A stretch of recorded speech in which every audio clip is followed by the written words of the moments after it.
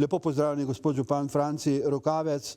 Smo v mesecu oktobru, tole leto izjemno hitro teče naprej, kljub vsem težavam in krizam, katere nas pestijo. No, seveda prav v tem mesecu, v oktobru, pa se je zaostrila epidemiološka situacija, pa morda, gospod župan, če začneva kar s tem, kakšno je zdaj stanje v Litiji, kako smo na to pripravljeni in seveda, kako so se odzvale vse službe. Ja, lep pozdrav. Tudi v moje imenu vsem spoštovanim gledalkam in gledalcem. Ja, tako kot cela Slovenija, tudi Litija tukaj ni izjema in epidemija oziroma drugi val COVID-19 je prav tako dosegel našo občino. Zagotovo podatki o številu okuženih niso spodbudni. Zdaj jih je že 105 po včerajšnjem, se pravi, kazalcih in tudi rast je bila včeraj dodatnih 14 okuženih. Tako da zagotovo ta številka ni dobra in kaže na to, da se epidemija tudi na našem območju ne umirja, ampak še vedno raste. K sreči zaenkrat kakršnih resnih okužb se pravi, domu starejših občanov še ni zaznati. Bil je en manjši preplah v prejšnjem tednu, pa mislim, da je bil potem ovržen v domu Tisje v Šmartnem, vendar zaenkrat so te podatki ovrženi. Kljub vsemu pa je bilo v tem obdobju do zdaj nekaj večji okužba v vrtcu Litija, ki je na nek način tudi se srečno zaenkrat sanirala. Drugače pa je nekaj okužb tudi v delovnih organizacijah, tudi na občini smo med zaposlenimi imeli doslej 2 okužbe in po posameznih krajevnih skupnostih so določena, bi rekel, žarišča. Zdaj zaenkrat moram reči, da je slika še vedno in pa obvladovanje epidemije pod kontrolo. Tukaj moram reči, da zdravstveni dom zagotovo zaenkrat solidno rešuje nastalo situacijo skupaj z drugimi službami, se pravi domu starejših občanov, civilno zaščito, Rdečim križom, skavti, klišeji in tako naprej. Ravno danes imamo sestanek na to temo, na temo zagotavljanja dodatnega eventualnega kadra, prvo kadra za prostovoljce, drugo pa še v okviru naših preko lastnih kadrovskih možnosti, če se in verjetno se bo preko epidemija, saj ta preko posledični val, jaz le upam, samo ta še zaostroval. Drugače si pa res želim, da bi številke se obrnile navzdol, ter da bi čim hitreje lahko življenje tudi teklo normalno. Z vrtcem smo se tudi dogovorili, da bomo zagotovili res tistim staršem, ki nujno potrebujejo varstvo tudi v tem tednu in potem verjetno tudi v tednu naprej, da bomo zagotovili to varstvo v posameznih enotah. Želimo predvsem zmanjšati velikost števila otrok, tudi se pravi pri tem nujnem varstvu, zato ker tudi s tem lahko zmanjšamo število okuženih oseb. Prav tako pa se zdaj oblikujemo skupaj z Rdečim križom tudi skupine za, se pravi, pomoč potrebnim na terenu, če bo in karkoli bo v tem smislu tudi potrebno.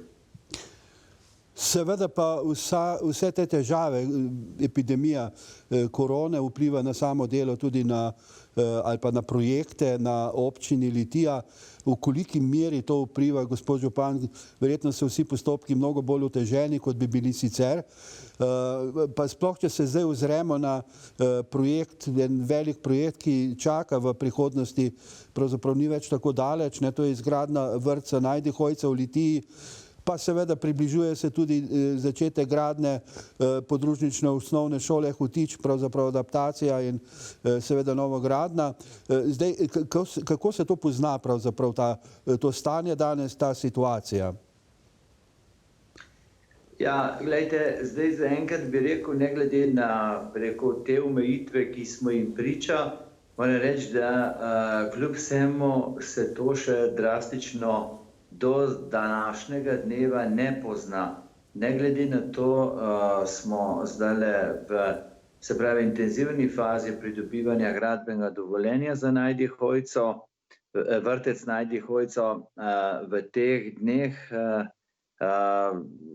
seveda, ko bodo stvari v postopkih na upravni enoti že toliko daleč, imamo že tudi izdelano razpisno dokumentacijo za objavo javnega razpisa za, izbiro izvajalca del.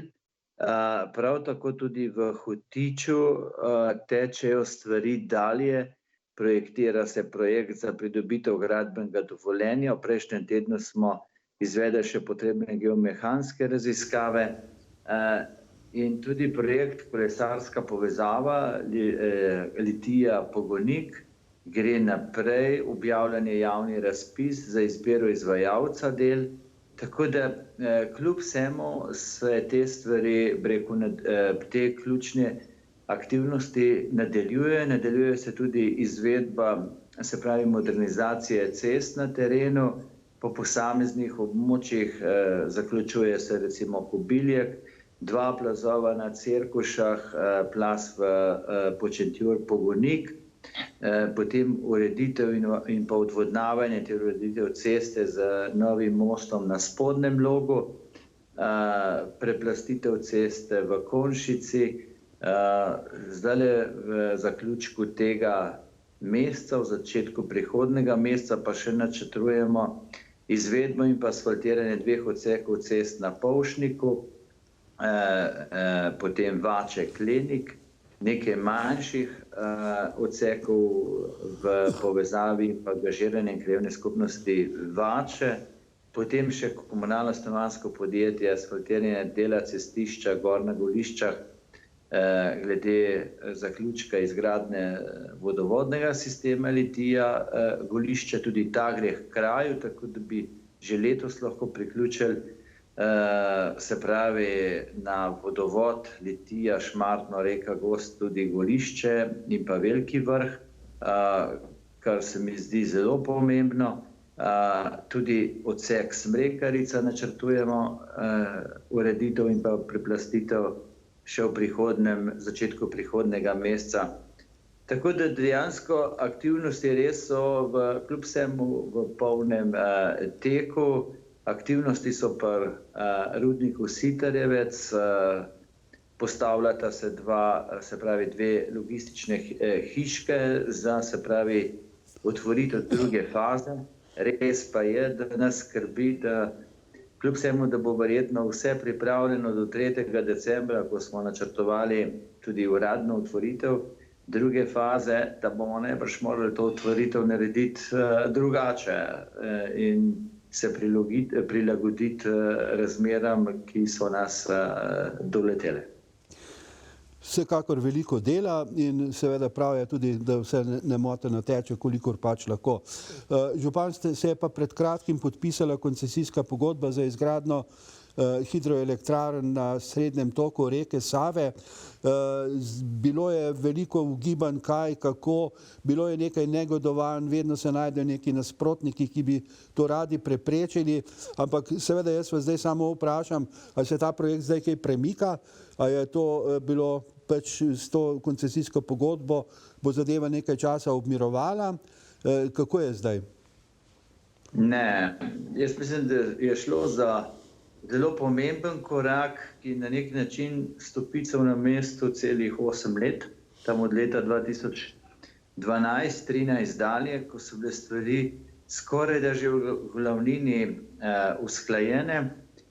Šlo je za pomembno odločitev, se mi zdi pomembno odločitev tudi za Litijo.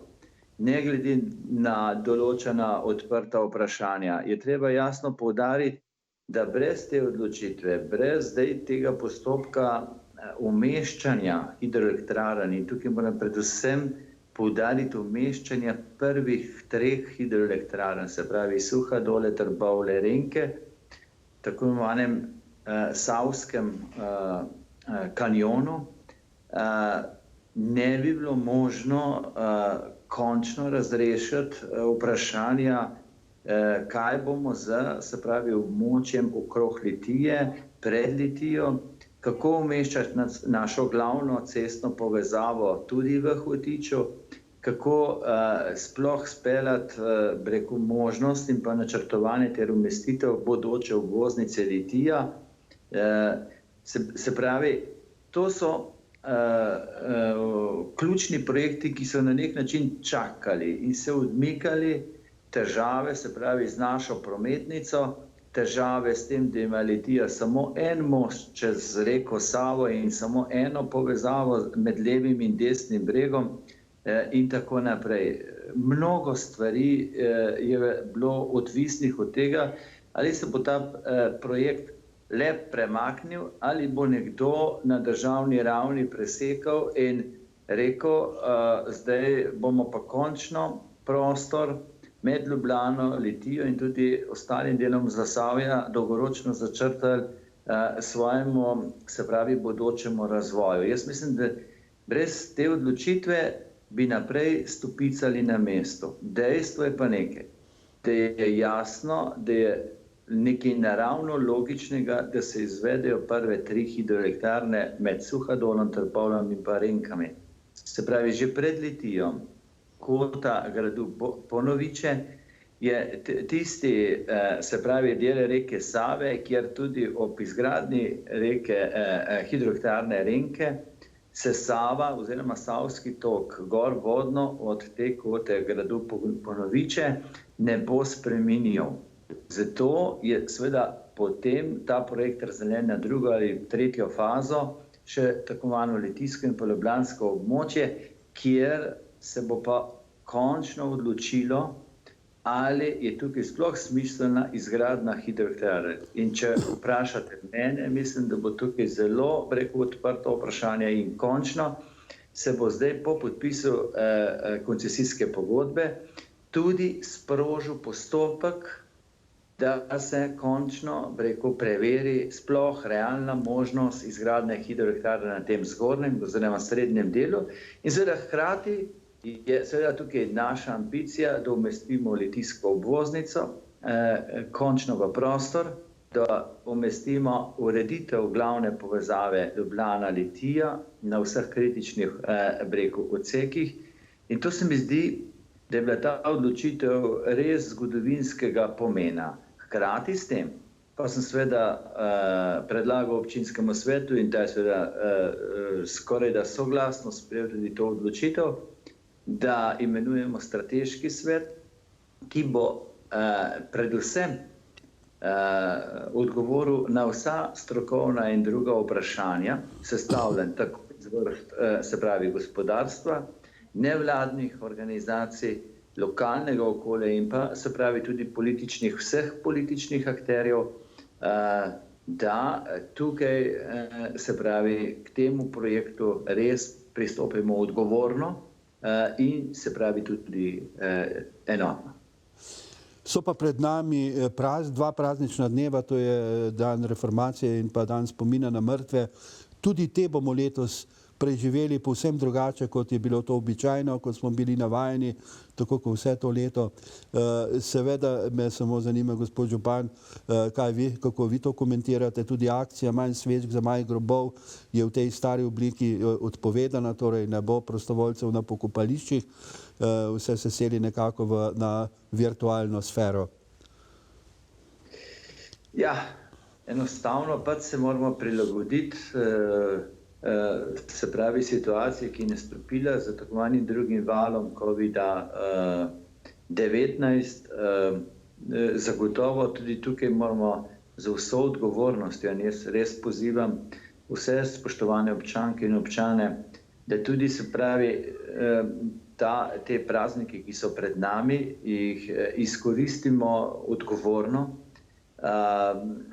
so različne možne oblike, da se spomnimo, se pravi, vseh naših rajnih na različne načine, na način seveda, da ne izpostavljamo ne sebe, pa seveda tudi tako bližnjih in se pravi vseh ostalih nevarnosti okužbe širjenja virusa, ali da se odločimo za drugačen način spomina v teh dneh na naše rajne najbližje, ali pa da ob obisku ali spominskih obeležij ali pokopališč to storimo res na način, da ne bomo na nek način ogrožali ali sebe, ali se pravi tudi drugih.